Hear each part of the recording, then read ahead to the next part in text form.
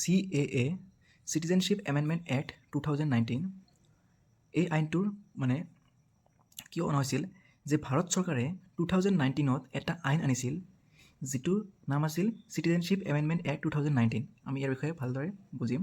Objectives কি আছিল, eligible কি, কণ্ডিশ্যন কি ইত্যাদি। এতিয়া ফাৰ্ষ্ট অবজেক্টিভছ কি আছিল, provides Indian citizenship to certain religious minorities who migrated to India due to religious persecution. মানে এই আইনটো কিয় আনিছিল বা কিয় আনিছে, কাৰণ ভাৰত চৰকাৰে সেইখিনি বিদেশী মানুহক মানে ভাৰতীয় চিটিজেনশ্বিপ দিব যিখিনি মানুহে ধাৰ্মিক উৎপীড়নৰ কাৰণে ভাৰতত আহিব খুজি আছে বা আহিছে। মানে কৈছে কি যে ভাৰত চৰকাৰে সেইখিনি মানুহক ভাৰতীয় চিটিজেনশ্বিপ দিব বা ভাৰতৰ নাগৰিকত্ব দিব সেইখিনি মানুহক যিখিনি মানুহে মানে ধাৰ্মিক উৎপীড়নৰ কাৰণে ভাৰতত আহিব খুজিছে বা আহিছে। এতিয়া এই আইনটো কেতিয়া পাছ হৈছিল আমি সেইখিনি বুজিম পাৰ্লিয়ামেণ্টৰ পৰা, যে লোকসভাৰ পৰা 9 ডিচেম্বৰ 2019ত পাছ হৈছিল আৰু ইয়াত ছাপৰ্ট কৰিছিল 311 মানে 311 মেম্বাৰে বা MP য়ে ছাপৰ্ট কৰিছিল আৰু অপ'জ কৰিছিল 80 MP য়ে। তাৰপিছত ৰাজ্যসভাত পাছ হৈছিল 11 ডিচেম্বৰ 2019ত আৰু এতে ছাপৰ্ট কৰিছিল 125 MP য়ে ৰাজ্যসভা মেম্বাৰে। তাৰপিছত 105 অপ'জ কৰিছিল মানে বিৰোধিতা কৰিছিল আৰু ফাইনেলি এই আইনটোত মানে আইন নহয় একজেক্টলি বিলত চাইন দিছিল বা একৰ্ড কৰিছিল প্ৰেচিডেণ্টে কিমান তাৰিখত, 12 ডিচেম্বৰত।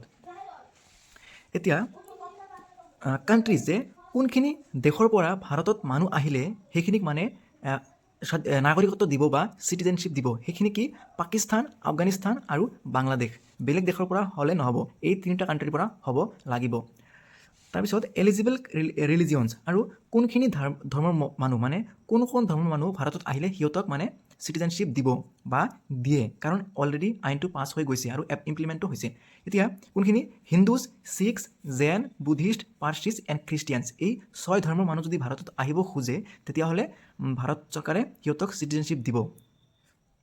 এতিয়া কণ্ডিশ্যনছ, কিছুমান কণ্ডিশ্যনছ আছে চিটিজেনশ্বিপ লোৱাৰ কাৰণে বা প্ৰাপ্ত কৰাৰ কাৰণে।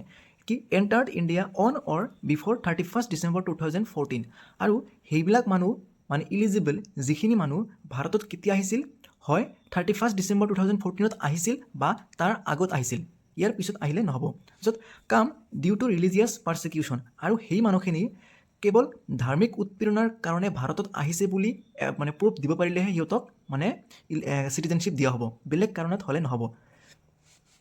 তাৰপিছত মেজৰ চেঞ্জেছ, আগৰ যিটো ল' আছিল 1955ৰ, সেইটোত কি আছিল যে মানুহ এজন বা চিটিজেন এজন ভাৰতত 11 বছৰ ভাৰতত থাকিব লাগিব মানে ইয়াত এপ্লাই কৰাৰ কাৰণে বা এই আইনটোত মানে ইলিজিবল হ'বলৈ।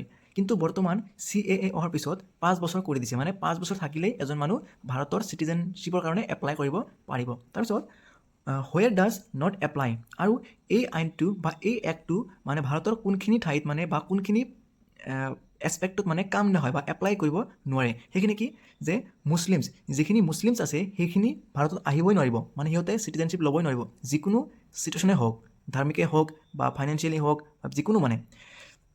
তাৰপিছত কি একচেপ্ট ট্ৰাইবেল এৰিয়া, মানে আৰু ট্ৰাইবেল এৰিয়া যিখিনি আছে, যিখিনি 6th শিডিউলত আছে, যেনে আছাম, মেঘালয়, মিজোৰাম ইত্যাদি, এই ঠাইখিনিত মানে চিটিজেনশ্বিপ ল'ব নোৱাৰিব বা চিটিজেনশ্বিপ আইনটো মানে এপ্লিকেবল নহয়। তাৰপিছত ILP ৰেগুলেটেড, মানে ভাৰতৰ সেইখিনি ষ্টেট, সেইখিনি ৰাজ্য যিখিনি মানে ILPৰ দ্বাৰা ৰেগুলেটেড, মানে কি ইনাৰ লাইন পাৰ্মিট ৰিজিমৰ দ্বাৰা ৰেগুলেটেড, যেনে অৰুণাচল, মিজোৰাম, নাগালেণ্ড। আমি সকলোৱে জানো যে অৰুণাচলত যাবলৈ হ'লে আমি যদিও ভাৰতীয় মানুহ, বেলেগ ৰাজ্যৰ মানুহ, যেতিয়া আমি অৰুণাচলত যাম তেতিয়া তাত যাবলৈ হ'লে আমাৰ কি লাগে, ILP লাগে, ইনাৰ লাইন পাৰ্মিট লাগে, মিজোৰাম, নাগালেণ্ড এই তিনিটা ষ্টেটত।